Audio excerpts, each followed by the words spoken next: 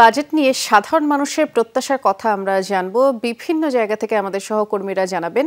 প্রথমে যাচ্ছি রাজশাহীতে, সহকর্মী শিবলি নোমানের কাছে। শিবলি, সিলন ফ্যামিলি ব্লেন্ডের কড়ালিকার আর সতেজ স্বাদের পারফেক্ট ব্লেন্ডে স্বপ্নেরা মেলুক টানা। বৃষ্টি আসলে বাজেট নিয়ে আপনি জানেন যে বারবারই প্রতি বছর যখন বাজেট হয় সেই বাজেটে আসলে সাধারণ মানুষ সেই বাজেটকে তাদের নিজের যে দৈনন্দিন জীবনযাপন সেই জীবনযাপনে অনুবাদ করে। সেই বাজেটের ভাষা তারা নিজেদের জীবন আচরণ দিয়ে সেই জীবনে কী প্রভাব ফেলছে সেটি দিয়ে আসলে বিচার বিশ্লেষণ করে।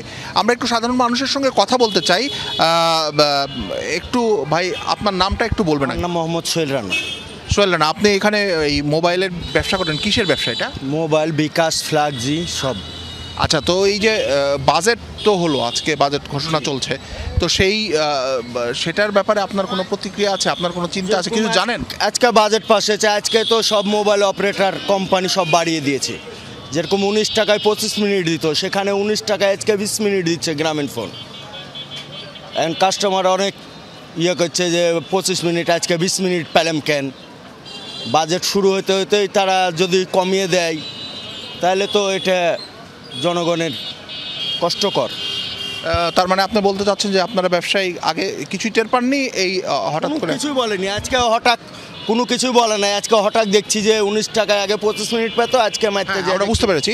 অনেক ধন্যবাদ আপনাকে। বৃষ্টি, দেখেন যে এখানে যে ব্যবসায়ী যিনি ছিলেন তিনি আসলে মোবাইল ফোনের যে টক টাইম সেইটি বিক্রি করেন, সেই ব্যবসাটি করেন। আমরা আরেকজনের সঙ্গে একটু কথা বলি। এখানে যদি যে মানুষটি বসে আছেন আমরা একটু তার কাছে যেতে চাই। একেবারেই সাধারণ মানুষ এখানে আছেন। এই যে বাজেট হলো, আপনার আজকে যে বাজেটটি হলো সেটি তো জানেন? হ্যাঁ, জানি। আচ্ছা, সেই বাজেট সম্পর্কে আপনার প্রতিক্রিয়া কি? আসলে কিভাবে দেখছেন, কি সুবিধা হলো, অসুবিধা হলো? সাধারণ জনগণের জন্য যেগুলা জনগণের ব্যবহারের নিত্য প্রয়োজনীয় জিনিসগুলো, সেটা যাদের কষ্ট হয় তাদের জন্য সেগুলো চিন্তা করবে কারা? সরকার, বড় সংগঠন যারা আছে এরা চিন্তা করবে। তো এখানে যদি বেশিরভাগ মানুষ যদি বঞ্চিত হয়ে যায় সেখানে তো কথা উঠবেই, এটাই স্বাভাবিক।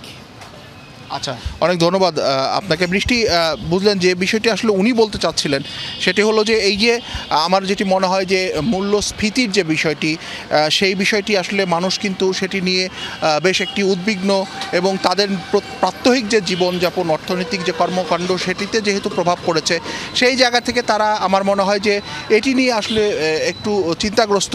এবং যেহেতু এই বাজেটেও, গত বাজেটেও বলা ছিল, এই বাজেটে বলা হচ্ছে লক্ষ্যমাত্রা 6.5-এ এই মূল্যস্ফীতি নামিয়ে আনার, সেই জায়গাটি আসলে তারা সরকার কতখানি পারছে সেটি আসলে তারা দেখতে চান। এখানে আরেকজন প্রবীণ মানুষ, আমি যদি একটু কথা বলি, যে আপনি কি করেন? আমি সাইকেল মেকারের কাজ করি। বাজেট বোঝেন? বাজেট হ্যাঁ, বুঝি। আচ্ছা, আজকে বাজেট হয়েছে জানেন? না, শুনলাম। কি শুনলেন? কি বাজেট দাম, জিনিসপাতির দাম বাড়বে, এটাই। জিনিসপাতির দাম বাড়বে সেটাই শুনলেন, আর কমবে এটা শুনেননি? না, কোনো জিনিসের দাম কমবে এটা শুনেননি? না, শুনিনি। আচ্ছা, তার মানে বাড়ার খবর আছে, কমার খবর নাই? কমার খবর নাই। কেন? এটা অনেক জিনিসের দাম তো কমবে আমাদের। না, কমেনি তো এখনো কমেনি, কিন্তু কমতে পারে তো, সেটি জানেন না? না, জানি না। আচ্ছা, তো বৃষ্টি, আসলে মানুষের কাছে এই যে বাজেটের পরে কিন্তু তাৎক্ষণিক প্রতিক্রিয়ায় যেটি আসে সেটি হলো কোন পণ্যের দামটি কমছে, কোন পণ্যের দামটি বাড়ছে।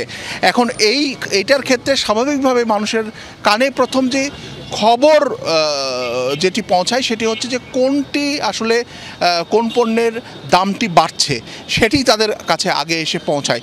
এবং স্বাভাবিকভাবেই যেটি তাদের নিজেদের জীবনের যে অর্থনৈতিক কর্মকাণ্ড সেখানে যেহেতু প্রভাব ফেলে, ফলে সেটি তারা আসলে প্রধান করে দেখেন তাদের নিজের জীবন এবং জীবিকার ক্ষেত্রে। আমরা এই মুহূর্তে আমাদের সহকর্মী খুলনায় অপেক্ষা করছেন প্রবীর বিশ্বাস, তার কাছে একটু যেতে চাই খুলনার সাধারণ মানুষের বাজেট প্রতিক্রিয়া জানতে। শিবলি, আপনাকে ধন্যবাদ। দর্শক জানেন, বাংলাদেশে 53তম বাজেট এবং বর্তমান সরকারের টানা তৃতীয় মেয়াদের প্রথম বাজেট, যে বাজেটটির আকার 7,97,000 কোটি টাকার উপরে।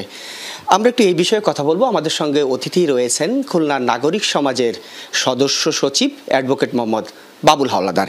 একটু জানতে চাইবো বাজেট কেমন হলো, বাজেট কতটা গণমুখী কতটা জনমুখী, এই বাজেটের ফলে মানুষ কতটা উপকৃত হবে? ধন্যবাদ। না, একটা হচ্ছে যে একটা সবথেকে বড় অ্যামাউন্টের একটা বাজেট আমরা পেয়েছি, সেইটা যেমন একটা সুখের খবর, কিন্তু আরেকটি নেতিবাচক দিক আছে যে আমরা দেখি যে একটা বড় বাজেট এবং পরবর্তী বছরই আমরা দেখি যে তার একটা ঘাটতি বাজেট আমাদের সামনে আসে। এবারও কিন্তু তার ব্যতিক্রম হয় নাই। সুতরাং আমাদের ভীতির জায়গাটা হচ্ছে এই যে একটা বড় বাজেট আমাদের সামনে জাতির সামনে দিয়ে সেটা যদি আবার ঘাটতির জায়গাটা থেকে যায়, তাহলে সেটা একটা যেমন ব্যাপার। আর একটা ব্যাপার হচ্ছে যে এই বাজেটে একটা জিনিস খুব লক্ষণীয়, সেটা হচ্ছে যে পরোক্ষ বাজেটের যে বিষয়টা, প্রত্যক্ষ বাজেটের থেকে পরোক্ষ বাজেটের প্রতি নির্ভরশীলতা একটু বেশি বা প্রবণতা বেশি দেখা যাচ্ছে। ফলে কি হয় যে এইটার চাপটা এসে শেষ পর্যন্ত স্বল্প আয়ের মানুষ, সাধারণ মানুষ, তাদের ঘাড়েই আসলে পড়ে। অর্থাৎ এটার মাধ্যমে আমরা যদি বলি যে মূল্যস্ফীতি বা হচ্ছে দ্রব্যমূল্যের ঊর্ধ্বগতি এবং এখানে জ্বালানির ব্যাপারে যে বিষয়গুলো স্পর্শ করা হয়েছে, টাচ করা হয়েছে, সব কিছু মিলিয়ে হচ্ছে যে যদি এটাকে এবং হচ্ছে ঋণ নির্ভর একটা বাজেট আমাদের কাছে মনে হয়েছে। সুতরাং এইটাকে যদি ওভারকাম করা যায় তাহলে নিঃসন্দেহে একটা ভালো বাজেট হবে, কিন্তু যদি সেটা না করা যায় তাহলে তো আমাদের জন্য আবার সেই পুরনো ঘটনার পুনরাবৃত্তি হবে বলে আমাদের ধারণা। আপনার কাছে আরেকটু জানতে চাইবো, দক্ষিণ পশ্চিম অঞ্চল দুর্যোগ কবলিত, নদী ভাঙন, ঘূর্ণিঝড়, জলোচ্ছ্বাস, বাঁধ ভেঙে বিস্তীর্ণ এলাকা প্লাবিত হয়, এই বাজেট এই ক্ষেত্রে কতটা কার্যকারী হবে বলে আপনি মনে করেন? এই অঞ্চলের মানুষের দীর্ঘদিনের প্রাণের দাবি, আমরা যাকে মা বলি, এই অঞ্চলের মানুষ মা বলে সুন্দরবনকে আমরা বলি যে সে বুকে আগলে রেখে প্রাকৃতিক দুর্যোগ থেকে বিশেষ করে এই অঞ্চলকে রক্ষা করে। এই অঞ্চলে শুধু মানুষই না, প্রকৃতি, পরিবেশ ইত্যাদি। সেই সুন্দরবন রক্ষার ব্যাপারে আমাদের যে দাবি ছিল দীর্ঘদিনের, এবারের বাজেটও তার প্রতিফলন হয় নাই। উপকূলের ব্যাপারে যে আমরা বলেছি, মাত্র কয়েকদিন আগে একটি প্রাকৃতিক দুর্যোগ হয়ে গেল, আমরা দেখলাম সেখানে স্থায়ী যে টেকসই বেড়িবাঁধ, সে ব্যাপারে স্পষ্ট কোনো ধারণা এই বাজেটে নেই। আমাদের এই অঞ্চলের দীর্ঘদিনের দাবি মেরিন একাডেমি, এবং ভৌগোলিক অবস্থানের কারণেই মেরিন একাডেমিটা খুলনার অঞ্চলের মানুষের দাবি। এটি শুধু হলে খুলনার ছেলেমেয়েরা পড়বে, শিক্ষার্থীরা পড়বে তাই না, সারা বাংলাদেশের মানুষ পড়বে। কিন্তু খুলনার জন্য খুলনায় একটা ক্যাডেট কলেজ নেই, একটা শিল্পবন্দর নগরী। এবং একটা দাবি হচ্ছে যে আমাদের পাইপলাইনে গ্যাস সরবরাহ, সরকারি কারখানাগুলো সব বন্ধ হয়ে গেছে। যদি আমরা ডোমেস্টিক না হলে অন্তত কমার্শিয়াল যে পাইপলাইন গ্যাস সরবরাহ করা গেলে একদিকে যেমন বন্ধ হয়ে যাওয়া সরকারি কারখানাগুলো চালু হতে পারত, অন্যদিকে নতুন নতুন বেসরকারি উদ্যোক্তারা তারা উদ্যোগ নিতে আগ্রহ প্রকাশ করতেন বা আগ্রহ দেখাতেন। সাথে সাথে হচ্ছে আমাদের এখানে একটা দীর্ঘদিনের আমাদের একটা দাবি হচ্ছে ক্যাডেট কলেজ। ফলে এই ক্যাডেট কলেজটা আমাদের হয়নি, এবং নদীগুলো আমাদের রুগ্ন অবস্থায় আছে, সে ব্যাপারেও আসলে এই বাজেটে আমরা স্পষ্ট কোনো ধারণা পাইনি। ঠিকই বলেছেন, নদীগুলো রুগ্ন, বাঁধগুলো অরক্ষিত,